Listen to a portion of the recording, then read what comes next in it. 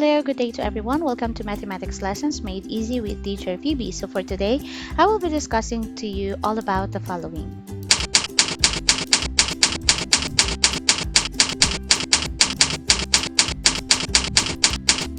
Okay, so for today, I will be discussing to you all about the angle measures of convex polygons. Right? So, what is it all about the relationship? What is it all about the angle measures of convex polygons that I will be discussing to you? Today, I will be discussing the relationship of the interior and exterior angles of a convex polygon. Okay, so but first, before anything else, I would like to discuss the definition of some important terms that you will encounter in this discussion.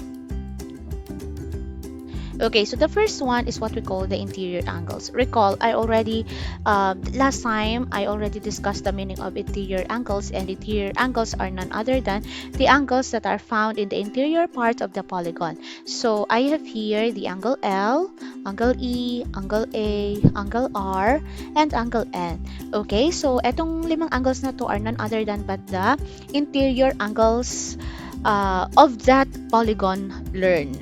Okay, and another term that you need to be noted of is the exterior angles. Okay, so kailan ba tayo nagkakaroon ng exterior angles? Nagkakaroon tayo ng exterior angles whenever one or two or all of the sides of the polygon is extended infinitely in opposite direction or maybe in one direction. So say for example, the side LE is extended.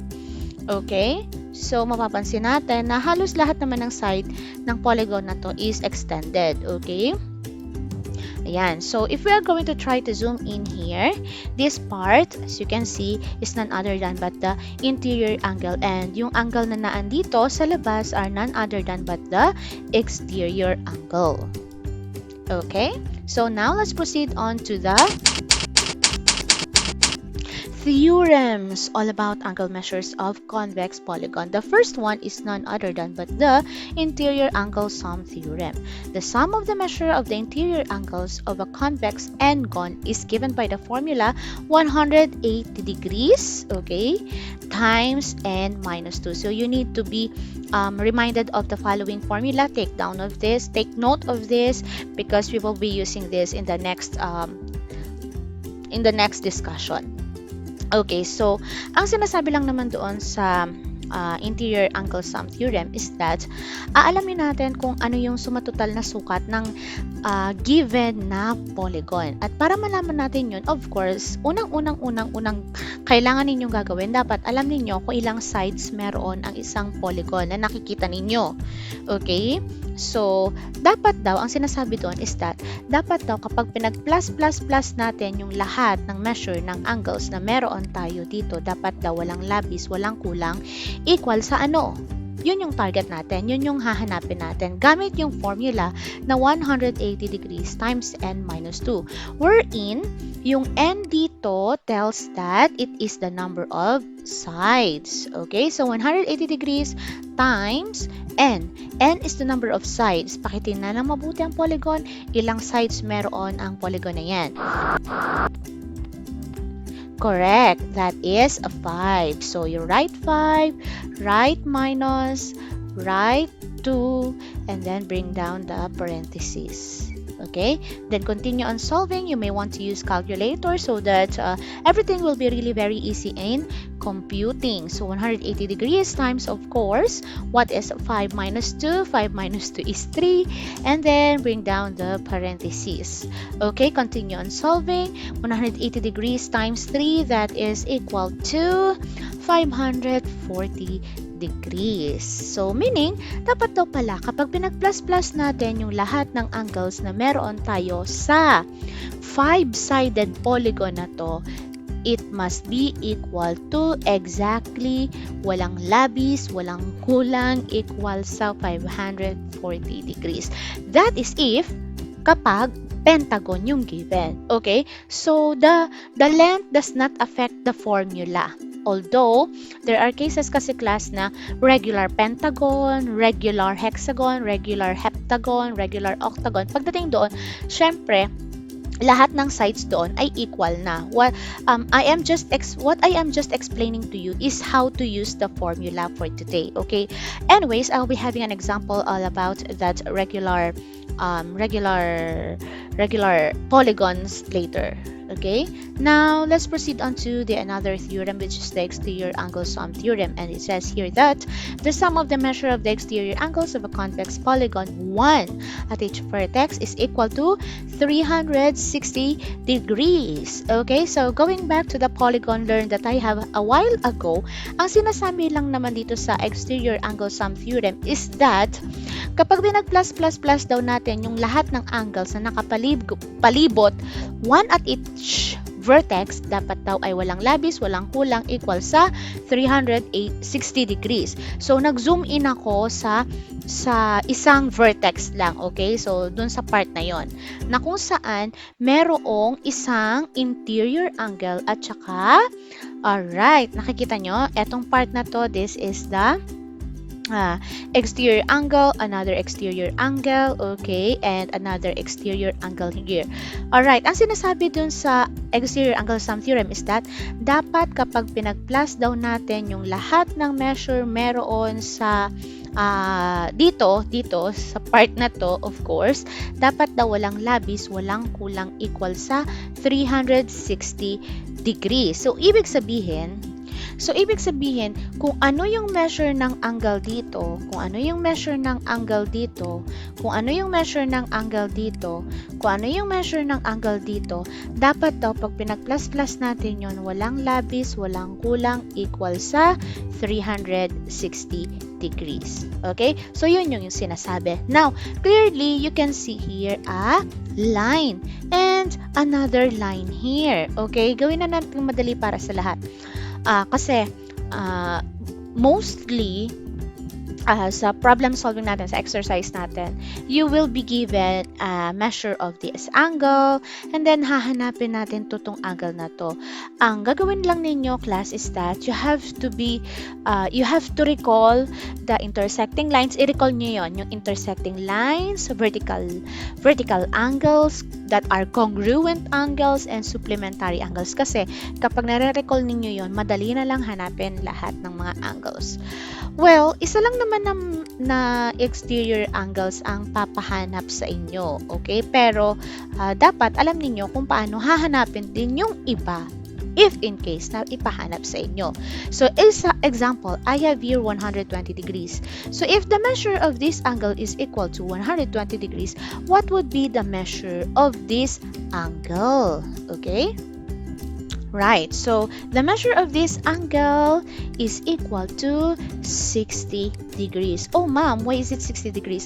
Remember, you have a straight line. Meaning, etong angle na to and this angle form a linear pair. They are supplementary, meaning pag pinag-add daw natin sila, equal sa 180 degrees. So, para mahanap yung nawawalang measure ng angle natin dito, what are you going to do? You subtract 120 degrees from 180, that is 60 degrees. So, meaning, the measure of this angle is equal to 60 degrees. Okay? And, ano yung sinasabi dito na dapat daw yung isang buong ikot na to dapat daw ay equal sa 360? Kasi ganito yun, class. Remember, this angle is vertical with this angle. So, by vertical angles, it says that if you have vertical angles, the measure of this angle should be 120 degrees. Kasi all vertical angles are congruent angles and the measure of this angle also is equal to 60 degrees. Kasi ka-vertical niya naman tong kabilang angle na to. Now, you may try to compute in your calculator. Paki-plus nga ang 120, 60, and 120 and 60. You will see that you will come up at 360 degrees. Okay, so let us have the following exercise.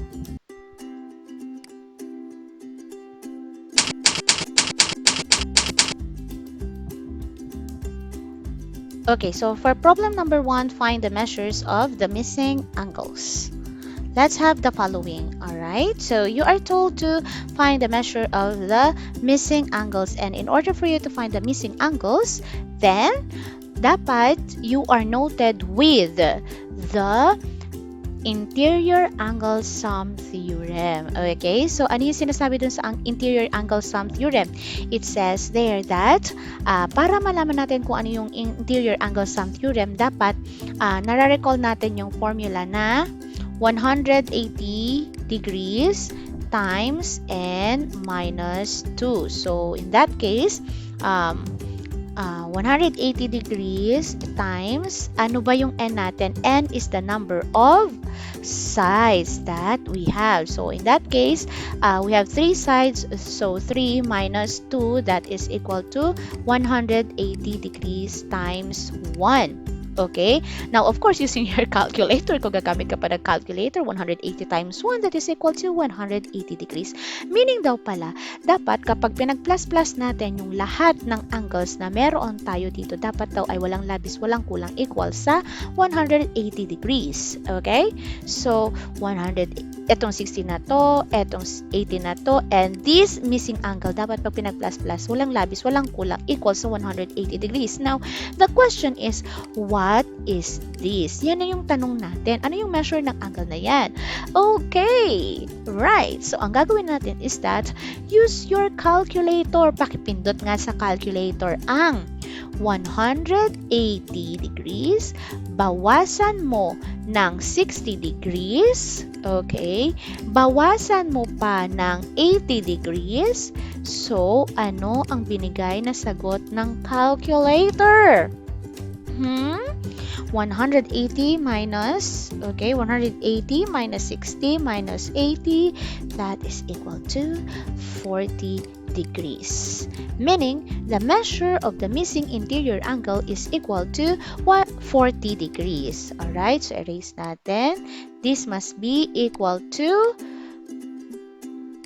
40 degrees. Yan. See that? See? It's very easy. Now, the question is, what is the measure of this exterior angle here? Diba exterior angle siya? Recall, class. Tandaan nyo na talaga lagi to. These two angles here are supplementary. Meaning, dapat daw, kapag pinag-add daw natin yung angle na to at saka yung angle na to, kung supplementary sila, dapat walang labis, walang kulang, equal sa 180 degrees. So, ano ngayon yung measure ng exterior angle natin na to? That is correct. Pindutin mo lang sa calculator ang 180 minus 40 degrees, and that is equal to that is equal to what? Grabe, no? Ang hirap pa. Okay, let me erase the question mark here. That is equal to, correct, 140 degrees. Okay, so that 140 plus 40, that is equal to 180 degrees. Okay, so let us now proceed to another example. There we go. Right, so what is the measure of the missing angles? Okay, ano daw ang measure ng angle na to? Okay, etong angle na to, etong angle na to, tsaka tong angle na to, tsaka tong angle na to. Right, so without even so much computing, alam natin ang measure ng angle na nakikita ninyo, this one, the measure is exactly 90 degrees. Why? Oh, you can clearly see na meron tayong small box there, and it says that it is a right angle, therefore it's 90 degrees. Now the question is, what would be the measure of this angle and this angle? Okay, recall, this is a triangle. You always have to remember that ano man na itsura ng triangle na yon, dahil may 3 sides siya, okay, dahil meron siyang 3 sides, therefore its interior angle sum theorem dapat daw ay walang labis, walang kulang, equal sa 180 degrees. Now, Also, another thing that you need to be reminded of is that dapat matalas ang inyong mata na nakikita ninyo kung ano yung mga symbols na meron doon sa figure natin. You can clearly see na meron tayong symbol na kulay blue dito, right? Yan, nakikita nyo. That symbol tells us that this angle is the same with this angle. So, meaning parehas lang sila. They are congruent. Okay? And in order for us to find the measure of this angle and this angle, anong gagawin natin? Ang gagawin natin, yung 180 mo, okay, bawasan lang natin yon ng 90. Okay, ibawas na natin si 90 using your calculator. That will also be equal to 90 degrees. Now, the question is, isa lang to. Dalawa silang maghahati. Di anong gagawin natin? We just have to divide 90 degrees by 2. Dividing it, that is equal to what? 45 degrees. So meaning the measure of this angle is 45 degrees and the measure of this angle is 45 degrees. Okay, what will be the measure of this exterior angle here? Anong gagawin natin? Okay, that is correct. We just have to simply ibawas lang daw natin etong 45 sa 180. Bakit nga tayo magbabawas nga ulit? Because these two angles here are supplementary. Dapat pag pinag-add daw natin sila equal sa 180. So kung 45 na to, what would be the measure of this exterior angle here? That is correct. The measure of this exterior angle here is 135 degrees. So, that is how we solve or find the measures of the missing angles. Okay, so let us proceed to the next example. Let me erase this. Okay, now clearly you can see here that all angles are right angles, and ayan, right angle to, right angle din to, right angle to. Is this a right angle? Yes, this is a square. All angles of a square are all right angles, meaning the measure of this angle is 90 degrees, 90 degrees, 90 degrees, 90 degrees also this one. And what would be the measure of this exterior angle here? That is correct. Its measure is 90 degrees kasi pag pinag-plus daw natin sila, dapat walang labis, walang kulang, equal sa 180 degrees. Okay? Class, I would like you to do something. Will you please try to paki-plus nga yung lahat ng angles na meron ang square na to. 90 plus 90 plus 90 plus 90. Ano ang sagot? That is correct. That is equal to 360. Bakit na iba na siya? Hindi katulad nung kanina na previous examples ko ay 180. Okay? 360 na ngayon, class. Why? It is because ilang sides na ba ang nakikita ninyo ngayon?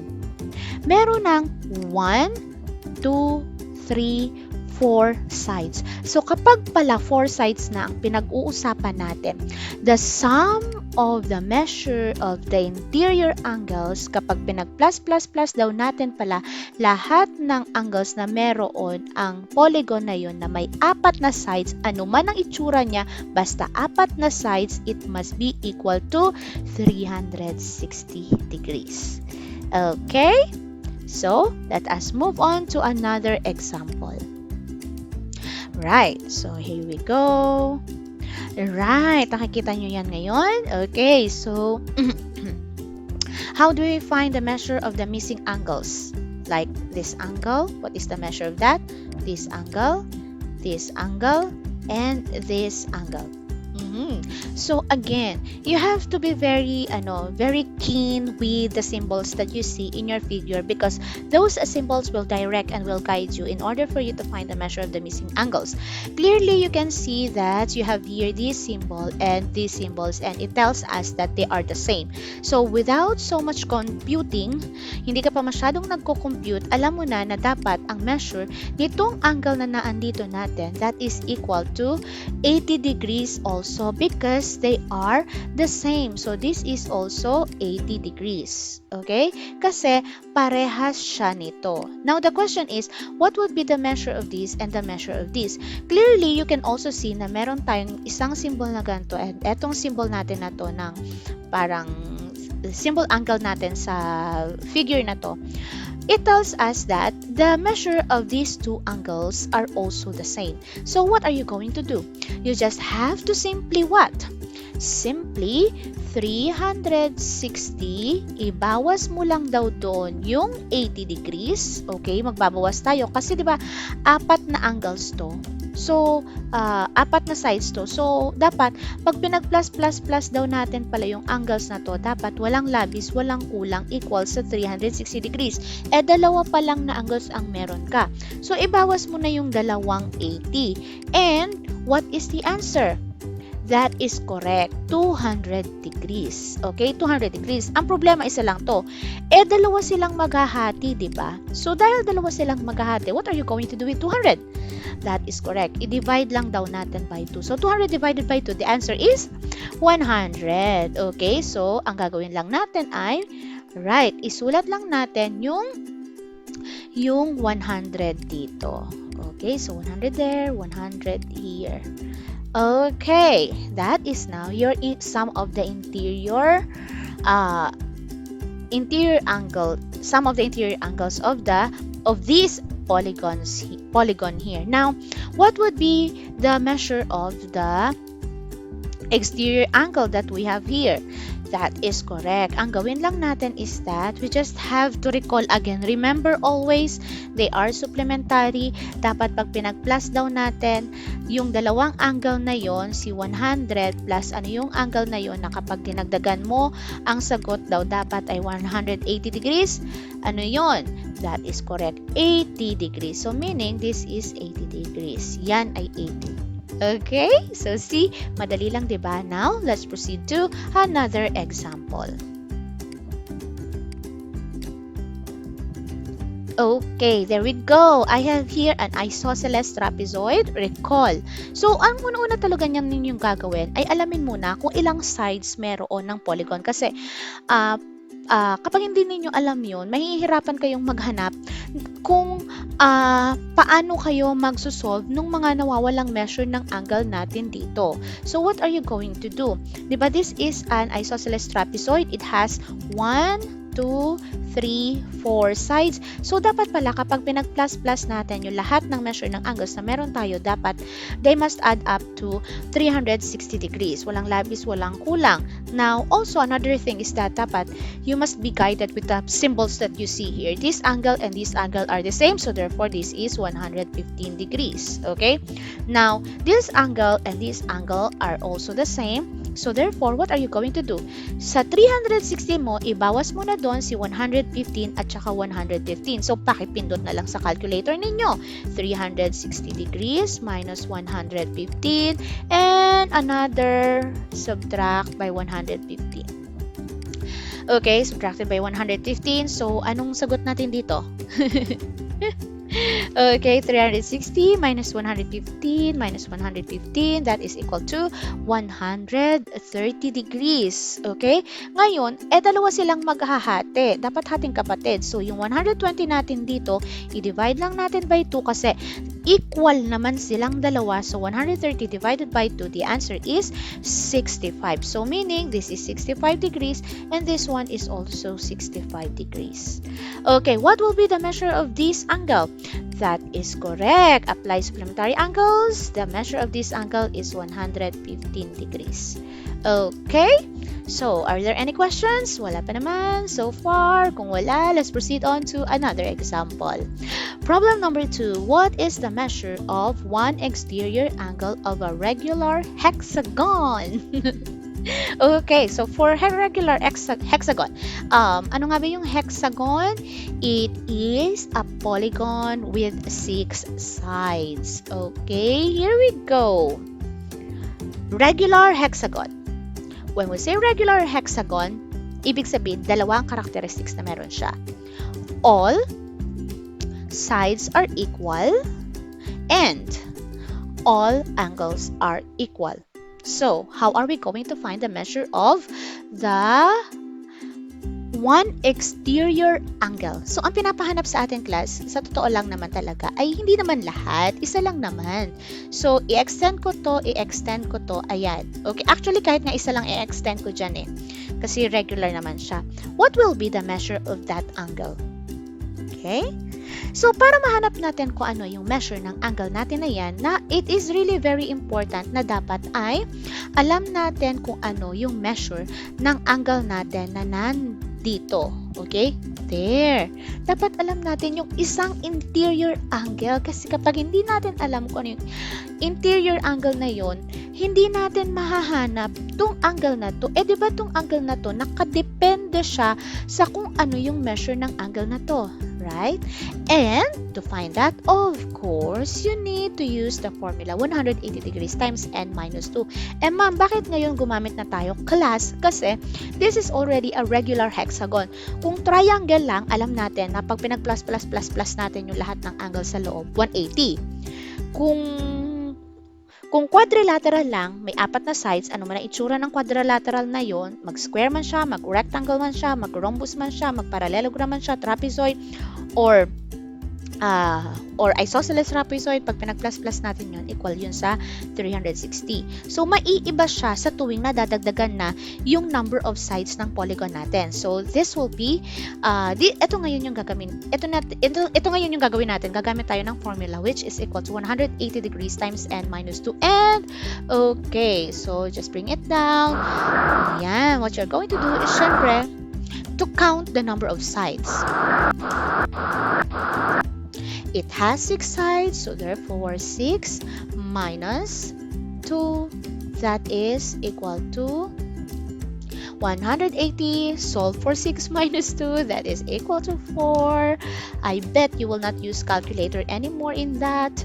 Then next, what you're going to do is, syempre, multiply mo si 180 by 4. The answer is 720. Meaning, kapag pinag-plus daw pala dapat natin yung measure ng angles natin dito sa loob, dapat it must be equal to what? Dapat daw ay equal sa 720. So, pag pinag-plus natin yung angles na yun, na naandito sa loob natin, itong angle na to, so on and so forth, okay? Right, now, ngayon, since this is a regular hexagon, recall regular, naalala nyo, regular siya, di ba? Ano na nga ba yung ibig sabihin ng regular? All angles and all sides are equal. So, if all angles are equal, para malaman natin kung ano yung interior angle, magdi-divide ako ngayon by 6. Ba't ako nag-divide by 6? Because there are 6 angles. Those are the angles that we have. Okay? So, divide by 6. Therefore, we are going to have what? Okay. So, the measure of the angles is equal to 720 divided by 6. Yan, 120 degrees. Okay, so if you are doubting, you may just try to add all of the angles. Equal yan sa 720. Siyempre, doon ka nang galing eh. Nag-divide ka lang naman by 6 kasi ano siya, regular hexagon. Okay, so yan na yon. Ngayon, nakuha na natin yung measure ng isang interior angle. Malapit na nating makuha kung ano yung measure ng exterior angle natin. This one. Okay?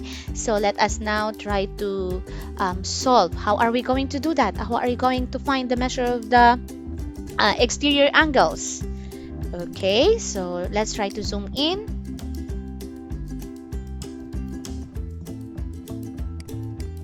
Okay, mag-zoom in lang ako. There we go. Yan. So, now, since this is 120 degrees and this angle, okay, and this angle are supplementary, meaning dapat to, pag pinag-plus natin sila, equal sa 180 degrees. So, ano ngayon yung measure ng angle na to? That is correct, 60 degrees. So that 60 degrees plus 120 degrees, it is 180 degrees. And kung halimbawa naman pinahanap sa inyo yung measure ng angle na to, anong magiging measure ng angle na yan? That is correct, 60 degrees. Ka-vertical ng angle na to, tong angle na to. Okay? Then, kung pinahanap naman sa inyo ang measure ng angle na to, anong measure niya? Okay, that is correct. Equal siya sa 120 degrees. Bakit siya 120 degrees? Because this angle and this angle are vertical angles. Vertical angles are congruent angles. So the measure of this is 120 degrees. Okay? So, now, let's see ano pa ang pwede nating ma-solve. Okay, problem number 3. What is the measure of one exterior angle of a regular triangle? Kaya nyo na yan? Yep. Okay. So, let's try to solve. Bilisan lang natin, ha? Okay, there we go.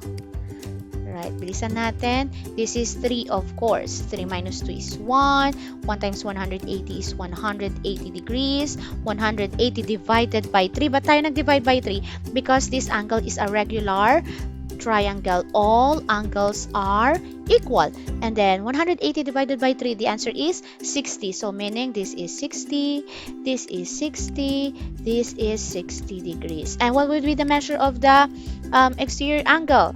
That is equal to 120 degrees. Okay? So, ayan, nakalimutan kong isulat yung sagot natin. Yan.